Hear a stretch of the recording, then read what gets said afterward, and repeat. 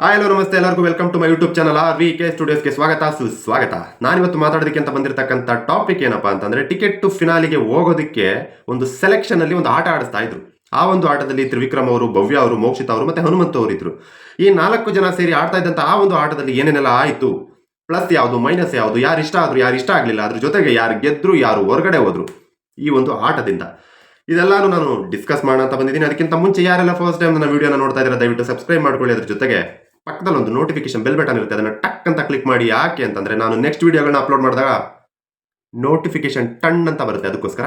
ಬನ್ನಿ ಹಾಗಾದ್ರೆ, ticket to finale ಟಾಸ್ಕ್ಗೆ ಒಂದು ಸೆಲೆಕ್ಷನ್ ನಡೀತಾ ಇತ್ತು. ಆ ಒಂದು ಆಟದಲ್ಲಿ 4 ಜನ ಇದ್ರು. ಯಾರ್ಯಾರು ಅಂತಂದ್ರೆ ತ್ರಿವಿಕ್ರಮ್ ಅವರು, ಭವ್ಯ ಅವರು, ಮೋಕ್ಷಿತಾ ಅವರು ಮತ್ತೆ ಹನುಮಂತ್ ಅವರು ಇದ್ರು.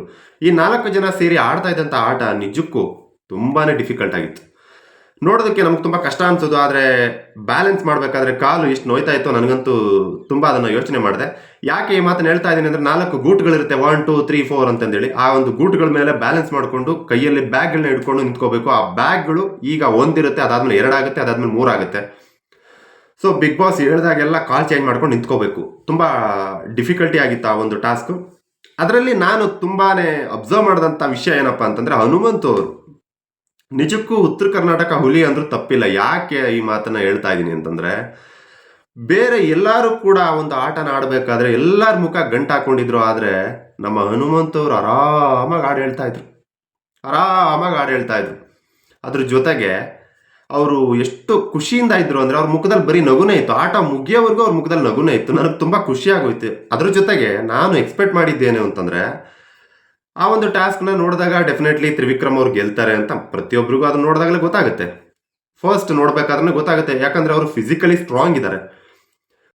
ಆ ಒಂದು ಆಟದಲ್ಲಿ ಇನ್ನೂ ಒಂದು ಏನು ನಾನು ಅಬ್ಸರ್ವ್ ಮಾಡಿದೆ ಅಂತಂದ್ರೆ, ಹನುಮಂತು ಅವರು ಅಷ್ಟೊಂದೆಲ್ಲ ಕಷ್ಟ ಆಗ್ತಾ ಇದ್ರು, ಕಾಲು ಅಷ್ಟೊಂದೆಲ್ಲ ನೋವ್ತಾ ಇದ್ರು, ಚುಚ್ತಾ ಇದ್ರು, ಕೈಯಲ್ಲಿ ಬ್ಯಾಗ್ ಹಿಡ್ಕೊಂಡು ಆ ಬ್ಯಾಲೆನ್ಸ್ ಮಾಡ್ತಾ ಇದ್ರು, ಅಷ್ಟೊಂದು ಭಾರ ಆಗಿದ್ರು. ಉಸ್ತುವಾರಿ ರಜತ್ ಅವ್ರಿಗೆ ಕರೆದ್ಬಿಟ್ಟು ಹೇಳ್ತಾರೆ, ಉಸ್ತುವಾರಿ ರಜತ್ ಅವರೇ ಬಂದ್ಬಿಟ್ಟು ಮೂಗ್ ಕಡಿತಾ ಇದೆ ಕೆರೀರಿ ಅಂತ. ಅದಾದ್ಮೇಲೆ ಒಂದು ಗ್ಲಾಸ್ ನೀರು ಕೊಡ್ರಿ ಅಂತ. ನನಗೆ ನಿಜವಾಗ್ಲೂ ಅವ್ರನ್ನ ನೋಡಿದಾಗ, ಅವ್ರ ಆ ಮಾತಾಡಿದಾಗ, ಅವರು ಅಲ್ಲಿ ಹಾಡು ಹೇಳಿದಾಗ ನನಗೆ ಬಂದಂತ 2 ವಿಷಯಗಳು ನನ್ನ ತಲೆಗೆ ಏನು ಬಂತು ಅಂದ್ರೆ, ಕೆಳಗಡೆ ಸುಡ್ತಾ ಇದ್ರು, ಮೇಲ್ಗಡೆ ವಿಜಿಲ್ ಹೊಡಿತಾ ಇರುತ್ತೆ ನಮ್ಮ ಕುಕ್ಕರು, ಕಾಲು ನೋವ್ತಾ ಇದ್ರು, ಮುಖದಲ್ಲಿ ನಗ್ತಾನೆ ಇರ್ತಾರೆ ನಮ್ಮ ಹನುಮಂತು. ಆರೆ ವಾ, ಸೂಪರ್ ಅನ್ಸ್ಬಿಡ್ತು ನನಗೆ. ನಿಜಕ್ಕೂ ತುಂಬಾ ಒಳ್ಳೆ ಮನುಷ್ಯ. ಆಟದ ವಿಷಯದಲ್ಲಿ ಅವರು ಇದ್ದಂತ ಒಂದು ಪ್ರದೇಶದಲ್ಲಿ ಅಲ್ಲಿಂದ ಬಂದು ಈ ಒಂದು ನಾಡಿಗೆ ಹೊಂದ್ಕೊಂಡು ಬಿಗ್ ಬಾಸ್ ರೂಲ್ಸ್ಗಳಿಗೆ ಹೊಂದ್ಕೊಂಡು ಅಷ್ಟೊಂದೆಲ್ಲ ಆಡೋದು ನಿಜಕ್ಕೂ ತುಂಬಾ ಕಷ್ಟ. ಆ ಒಂದು ವಿಷಯದಲ್ಲಿ ನಾನು ತುಂಬಾ ರೆಸ್ಪೆಕ್ಟ್ ಮಾಡ್ತೀನಿ. ಹನುಮಂತ್ ಅವ್ರ ಬಗ್ಗೆ ನಿಮ್ಗೆ ಅನ್ಸುತ್ತೆ ಕಮೆಂಟ್ ಮಾಡಿ.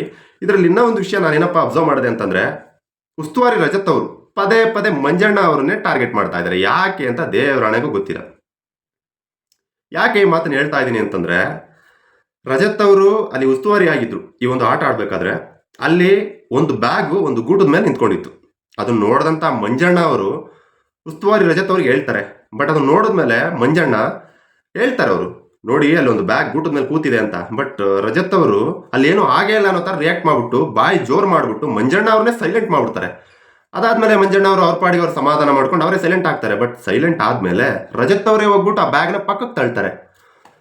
ಅದನ್ನ ನೋಡ್ಬಿಟ್ಟು ಮಂಜಣ್ಣ ಅವರು ಅದನ್ನೇ ನಾನು ಹೇಳೋದಕ್ಕೆ ಬಂದಿದ್ದು ಅಂತ ಮಾತಾಡೋದಕ್ಕೆ ಹೋದ್ರೆ ಅವ್ರಿಗೆ ಮತ್ತೆ ತಿರ್ಗಾ ಬಾಯಿ ಜೋರ್ ಮಾಡ್ಬಿಟ್ಟು ಅವ್ರನ್ನ ಸೈಲೆಂಟ್ ಮಾಡ್ಬಿಡ್ತಾರೆ. ಸೊ ಇದನ್ನೆಲ್ಲ ನೋಡಿದಾಗ ನನಗೆ ಡೆಫಿನೆಟ್ಲಿ ಅನ್ಸಿದ್ದೇನು ಅಂದ್ರೆ, 100% ರಜತ್ ಅವರು ಮಂಜಣ್ಣ ಅವ್ರನ್ನ ಟಾರ್ಗೆಟ್ ಮಾಡಿದ್ದಾರೆ. ಇದು ಪಕ್ಕಾ ಅರ್ಥ ಆಗುತ್ತೆ, ಕ್ಲಿಯರ್ ಕಟ್ ಆಗಿ ಅರ್ಥ ಆಗುತ್ತೆ. ಅದ್ರ ಜೊತೆಗೆ ರಜತ್ ಅವರು ಒಂದು ವಿಷಯನ ಮರ್ತೋಗಿದಾರ ಅಂತ. ಯಾವ ವಿಷಯ ಅಂತಂದ್ರೆ, ಈ ಟೈಮಲ್ಲಿ, ಕೊನೆ ಟೈಮಲ್ಲಿ, ಈ ರೀತಿ ಫೈನಲ್ಸ್ ಹತ್ರಕ್ಕೆ ಬಂದಿರುವಂತ ಈ ಟೈಮಲ್ಲಿ ಒಬ್ಬರನ್ನ ಟಾರ್ಗೆಟ್ ಮಾಡೋ ಅವಶ್ಯಕತೆ ಇತ್ತಾ ಅಂತ.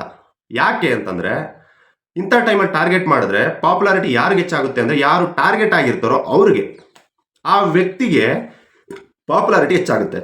ಸೊ ಅದನ್ನ ರಜತ್ ಅವ್ರು ಮರ್ತು ಬಿಟ್ಟಿದಾರ ಅಂತ. ಇದಕ್ಕೆ ಬೆಸ್ಟ್ ಎಕ್ಸಾಂಪಲ್ ಬೇಕು ಅಂತಂದ್ರೆ, ಹೋದ್ ಸೀಸನ್ ಅಲ್ಲಿ ವಿನಯ್ ಅವರು ಕಾರ್ತಿಕ್ ಅವ್ರನ್ನ ಟಾರ್ಗೆಟ್ ಮಾಡಿದ್ರು. ಬಟ್ ಪಾಪ್ಯುಲಾರಿಟಿ ಯಾರಿಗೆ ಹೆಚ್ಚಾಯ್ತು? ಕಾರ್ತಿಕ್ ಅವ್ರಿಗೆ. ಅದ್ರ ಜೊತೆಗೆ ಕಾರ್ತಿಕ್ ಅವರು ಬಿಗ್ ಬಾಸ್ ಇಂದ ಕಪ್ಪನ್ನೇ ಗೆತ್ಕೊಂಡು ಹೊರಗಡೆ ಹೊರಟೋದ್ರು. ಇದೇ ಬೆಸ್ಟ್ ಎಕ್ಸಾಂಪಲ್. ಇದೆಲ್ಲ ನೋಡ್ಬಿಟ್ಟು, ಇದೆಲ್ಲ ತಲೆಯಲ್ಲಿ ಇಟ್ಕೊಂಡು, ಇದನ್ನೆಲ್ಲ ನೋಡ್ಬಿಟ್ಟು ಒಳಗಡೆ ಹೋಗಿ ರಜತ್ ಅವರು ಈ ವಿಷಯನ ಮರ್ತೋಗ್ಬಿಟ್ಟಿದಾರ ಅಂತ. ಅಲ್ಲ, ನನಗೆ ಈ ರೀತಿ ಅನಿಸಿದ್ದು ಇವೆರಡು ವಿಷಯಗಳನ್ನ ಅಬ್ಸರ್ವ್ ಮಾಡಿದಾಗ. ನಿಮಗೆ ಅದ್ರ ಬಗ್ಗೆ ಏನು ಅನ್ಸುತ್ತೆ ಕಮೆಂಟ್ ಮಾಡಿ. ಇದಿಷ್ಟು ಟಿಕೆಟ್ ಟು ಫಿನಾಲಿ ಟಾಸ್ಕ್ ಅಲ್ಲಿ ನಾನು ಅಬ್ಸರ್ವ್ ಮಾಡಿದ್ದು, ಅದನ್ನ ನಾನು ತಗೊಂಬಂದು ನಿಮ್ಮ ಮುಂದೆ ಇಟ್ಟಿದ್ದೀನಿ. ಇಲ್ಲಿಗೆ ವಿಡಿಯೋ ಮುಗೀತು. ಇದ್ರ ಜೊತೆಗೆ ಮುಂದೆ ನೆಕ್ಸ್ಟ್ ಮತ್ತೊಂದು ಕಂಟೆಂಟ್ ಮೂಲಕ ನಿಮ್ಮ ಮುಂದೆ ಬರ್ತೀನಿ. ಅದ್ರ ಜೊತೆಗೆ ನಿಮ್ಮ ಸಪೋರ್ಟ್ ಯಾವಾಗಲೂ ಇರಲಿ. ಯಾರ್ಯಾರು ಸಬ್ಸ್ಕ್ರೈಬ್ ಮಾಡ್ಕೊಂಡಿಲ್ಲ ದಯವಿಟ್ಟು ಸಬ್ಸ್ಕ್ರೈಬ್ ಮಾಡ್ಕೊಳ್ಳಿ. ಮುಂದಿನ ವಿಡಿಯೋದಲ್ಲಿ ಸಿಗ್ತೀನಿ ಅಂತ ಹೇಳ್ತಾ ಥ್ಯಾಂಕ್ ಯು.